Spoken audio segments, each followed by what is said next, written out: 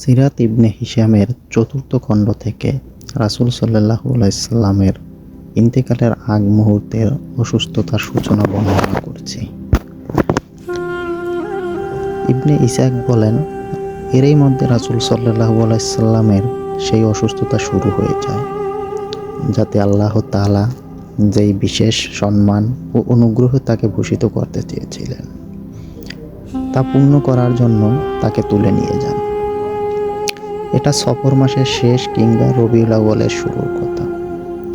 রোগের শুরু যেভাবে হয়েছিল তা আমার প্রাপ্ত বর্ণনা অনুযায়ী এরূপ যে, তিনি মাঝরাতে বাকিউল গারকাদে বর্তমান জান্নাতুল বাকিতে যান এবং কবরবাসীদের জন্য মাগফিরাত কামনা করে বাড়িতে ফিরে আসেন।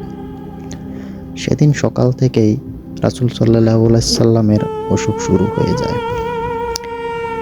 ইবনে ইসহাক বলেন, আমার নিকট আব্দুল্লাহ ইবনে উমর রাদিয়াল্লাহু তাআলা আনহু, হাকাম ইবনে আবুল আস এর আজাদকৃত গোলাম উবাইদ ইবনে জুবাইর রাদিয়াল্লাহু তাআলা আনহু হতে, তিনি আব্দুল্লাহ ইবনে আমর ইবনে আস রাদিয়াল্লাহু তাআলা হতে এবং তিনি রাসূল সাল্লাল্লাহু আলাইহি সাল্লামের আজাদকৃত গোলাম আবু মুয়াইবিয়া রাদিয়াল্লাহু তাআলা হতে বর্ণনা করেন।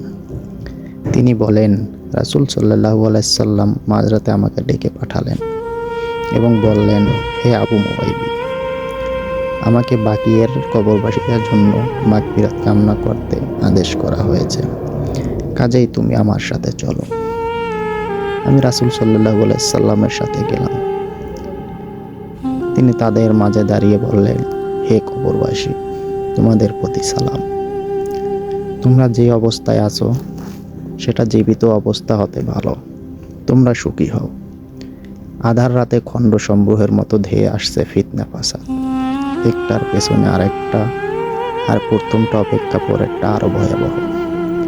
এরপর তিনি আমার দিকে ফিরে বললেন, হে আবু মুয়াইবিয়া, আমাকে পার্থিব ধন ভাণ্ডারের পুঞ্জি সমূহ এবং জীবনের স্থায়িত্ব, এরপর জান্নাত দেওয়া হয়েছে।